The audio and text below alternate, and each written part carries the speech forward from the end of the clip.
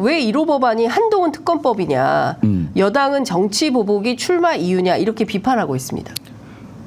한동훈이 네. 윤석열 정권, 검찰 정권의 상징이기 때문이고요. 네. 윤석열, 윤한, 김 3위일체의 맨 앞에 둘은 뒤에 물러서 있잖아. 네. 그리고 한동훈 다음엔 윤석열입니다. 저희들이 한동훈을 타겟팅해서 지금 현재 정치적 상징으로 나와 있기 때문에 예. 정치적으로 분명히 심판해야 된다라고 예. 하는 말씀을 드리는 거고요. 네. 그 다음에는 윤석열이고 그 다음에는 김건희예요. 딱 기다리세요. 한동훈에서 그칠 거라고 생각하시면 안 돼요. 아, 신 변호사님 너무 딱 기다려. 아이고 딱 기다려요. 거기 딱 기다려. 자 번호표 끊고 기다리세요. 번호표 끊고 기다리시랍니다. 예. 예. 제가 이것 좀 여쭤볼게요. 그 연대와 합당이 어디까지냐에 대해서 궁금해하시는 분들이 있어요. 그러니까 네네. 조국혁신당의 조국 대표는 합당은 없다라는 네. 걸 굉장히 강조하는데 그렇습니다. 오히려 또 민주당 쪽에서는 여지를 상당히 두고 있습니다. 일단 선거 치르고 선거가 끝나고 난 다음에 우리 어떻게 될지 몰라요라고 이제 얘기를 하고 있고요. 누굽니까? 박주민 원내수석도 이런 얘기를 했어요. 좀 판단은 좀 해봐야 될 것 같다. 특히 이제 한동훈 특검법 이거 민주당 함께 할 거냐라고 하니까 좀 판단을 해봐야 된다. 이분 상당히 이제 신중한 태도로 나오고 있어요. 원내 수석 부대표니까 네. 원내 원내 부대표들이 꽤 여러 있는데 수석 부대표는 다른 당과의 협상을 전담하는 그렇죠. 예, 타당과의 맞습니다. 정치 협상을 예. 전담하는 분이기 때문에 네. 신중하게 이야기를 할 수밖에 없어요. 박주민 네. 의원 예. 예, 그런 태도에 충분히 이해하고요. 네. 제가 힘들어. 그래서 담배를 그래요. 피는 것도 아닌데 왜 이렇게 물 좀 드세요. 아니 저도 사실은 알레르기 비염이 있는데 저는 중국 가가지고 또 천식이 또 생겼어요. 아, 그래서 고생이 저도 많으시구나. 기침이 많이 나고 환절기기도 하고 막 이래서 네. 그러니까 아침이라서. 괜찮습니다. 아침이어서. 네. 아침이라서 많은 그런 것 시청자분들이 이해하십니다. 그렇죠? 이해한다고 댓글 올려주세요. 그 원내에서 네. 역할이 있습니다. 한동훈 특검법에 대해서는 우리가 이제 3가지 정도로 얘기했는데 아마 그 중에서 몇 개를 함께 할 수 있을 거냐라는 부분에 대한 고민이 있을 거예요. 한동훈 네. 특검법에서 그 입시 부정, 입시 비리 관련된 게 있고 고발 사주 네. 건이 하나가 있고 그 다음에 패소할 결심으로 윤석열 전 총장에 대한 징계에서 1심에서 법무부가 이겼는데 네. 윤석열 총장 심지어는 파면에 마땅하다. 파면돼도 해임이나 파면이 마땅할 정도의 잘못을 했다라고 했는데 2심에서 절차상의 하자를 가지고 징계가 취소됐잖아요. 네. 그러면 상고해야 돼. 2가지를 해야 되는데요. 첫 번째는 상고해야 되는 겁니다. 왜 패소했는데 그대로 있어요? 상고해서 그렇죠. 한 번 더 다투어야 대법원에 예. 판결을 받아봐야 되는 받아봐야죠. 거죠. 근데 아예 상고 자체를 안 했어요. 네. 그다음에 두 번째는 그래 좋다 이거야. 상고를 안 했어. 그럼 예. 그다음에 뭐를 해야 되냐면은요. 이건 행정법의 기본 논리인데요. 네. 징계 취소가 됐는데 이게 절차상의 하자. 내용은 판단도 안 했어요.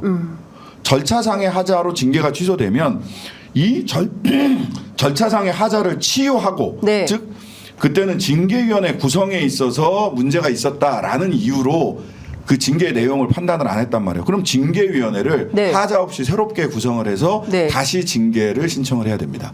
이게 기본적인 행정재판에서 징계재판에서의 핵심이에요. 아, 그렇구나. 그런데 예. 징계도 다시 하지 않습니다.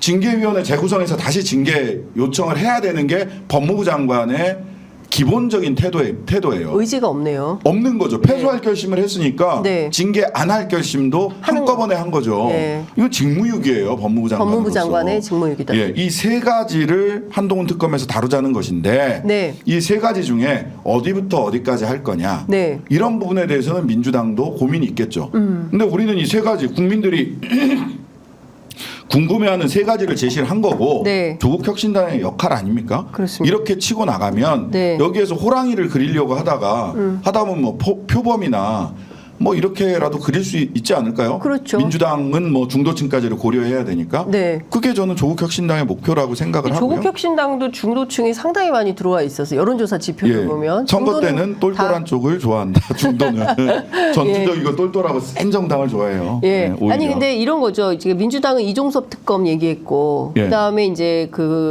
조국 혁신당은 한동훈 특검 이야기하고 있고 예. 그리고 부부 종합 특검은 부부 종합 특검. 다 해야 된다고 얘기를 하고 있고 일종의 이제 특검 전국이 이제 열리기 때문에 여기에서 또 표가 중요하잖아요. 거부권을 거부할 수 있는 정도의 의석이 필요하죠. 그렇습니다. 그러려면 상당히 큰 파란을 좀 만들어야 되는 상황이고 의회로 들어갔을 때 각자 자기 롤이 있기 때문에 지난번에 민영배 시즌2 이런 게 생기면 안 되잖아요. 절대로. 합쳐가지고. 그래서 네. 저희들이 쇄빙선이라고 말씀을 드리는 게 지난번에도 말씀드렸던 것 같은데 네. 민형배와 조정훈 두 사람을 생각을 하면 되는데 국회 선진화법 때문에 네. 교섭단체 양 당이 대립할 경우 그 상임위원회에서 법안을 추진할 수가 없습니다. 그냥 네. 걸려요. 그냥 그렇죠. 함정에 딱 빠지게 돼 있거든요. 예. 그러니까 아무것도 못해요. 아무것도 못해요. 예. 패스트 트랙으로 가는 것밖에 안 안 돼요. 그러면 돼요. 11개월 걸리는 거예요. 그렇죠. 11개월 동안 이게 패스트도 아니에요. 패스트 사실 슬로우 트랙이야. 11개월. 11개월을 요새 같은 시절에 11개월을 패스트라고 그러면 이게 네. 그러다 보니까 민영배 의원이 그 안건조정위원회에 들어가기 위해서 네. 비교섭 단체가 들어가게 돼 있단 그렇죠. 말이죠. 그러니까 거기에서 그 네. 사실 개인적 비난을 감수하고 무소속으로 가서 그렇죠. 통과를 시켰잖아요. 네. 근데 조정훈 의원이 안건조정위원회 그때 시대전환 예. 으로 해서 딱 들어가 있으니까 김건희 특검이 그래서 꼼짝달싹 못하다가 패스트 트랙으로 11개월 걸려서 여기까지 온 거거든요. 그러니까 결국 조정훈 의원은 어디로 갔습니까? 국민의힘으로 가버린 거잖아요. 그러니까 예. 범민주 개혁 진영의 진보 개혁 진영의 비교섭 단체 내지는 실은 더 꿈을 크게 끈다면 네. 교섭 단체가 이건 뭐 저희들 혼자서 한다는 게 아니라 다른 그 평화 정의라고 네. 하는 교섭 단체가 노회찬 대표가 다른 시절에 당과 만든. 함께 했던 그런 교섭 단체가 이렇게 있으면 일종의 이제 그 연합 정치의 새로운 모델을 그렇죠. 만들어야 되는 거죠. 그렇게 하면 사실 그 민주당 본진인 민주당에서도 네. 국회 운영이 굉장히 원활해집니다. 그렇죠. 새로운 미래나 또는 개혁신당이 뭐 그 국민의힘에 만에 하나 그쪽과 같이 공조를 한다고 하더라도 네. 그쪽은 지금 현재로서는 교섭단체를 구성하기가 쉬워 보이지 않은데 네. 비례민주연합에서 더불어민주연합에서 네. 민주당으로 복당하지 않는 분들이라든지 이런 분들과 함께 조국혁신당이 교섭단체를 구성할 수 있다면 훨씬 더 좋아진다. 네. 이게 이제 엊그제 그 김종대 정의당 지금 대변인이신가요? 곧 선대위원장 아니요, 하신다는데 선대위원장이에요. 선대위원장 높아지셨어요. 하신다는데 예. 김종대 선대위원장이 조언을 하시더라고요. 어떤 조언이요? 그렇게 해라. 아, 그렇게 해라. 그렇게 교섭단체를 만들어야 그 실제로 정의당이 원래 했었던 역할이고 그렇죠. 해야 되는 역할이었는데 네, 네. 많이 아쉽게 됐습니다. 네. 뭐 하나 소개를 하고 넘어가죠. 조국혁신당의 조국 대표가 오늘 아침 그 YTN 라디오 박지훈의 뉴스킹에 출연을 했는데요. 두 자릿수 지지율에 대해서 이 정도일 거라고 생각하지 못했다. 왜 그러냐? 윤석열 정권 2년간 국민 여러분들께서 정권의 무책임함, 무도함, 울분이 켜켜이 쌓여 있다고 본다. 이렇게 얘기를 하면서 국민의 마음을 대변하는 정치 세력이 없었다고 판단하고 혁신당, 조국혁신당과 함께 해주는 거 아닌가, 공감해 주시는 것 같다. 이런 판단을 밝혔는데요. 국민들이 어제 이런 광주에서 얘기를 울컥하시더라고요. 네, 이런 말씀들을 하세요. 채기가 빠진 것 같아요. 책기. 답답한 이렇게. 네. 조국혁신당은 활명수다. 예. 그러니까 이 피를 네. 돌게 했다는 거예요. 예전에 땄잖아요. 땄어요. 예. 땄잖아요. 요즘도 그렇게 하나? 바늘이에요, 바늘? 바늘로. 요새 따죠. 예. 바늘로 탁 따면 진짜 쑥 하고 내려가는 그렇죠. 느낌이 예. 나잖아요. 그렇죠. 이게 바늘로 이렇게 혈이 막혔던 혈이 탁 하면서 따지면서 까만피가 딱 나오면서 채기가 트름이 쑥. 딱 나오면서 채기가 쑥 내려가는 느낌이다. 조국혁신당은 트름이다. 아니지. 왜 트름이야. 조국혁신당은 막힌 혈을 따는 그래서 바늘이다. 바늘이다. 바늘 막힌 혈을 뚫어주는 바늘이다.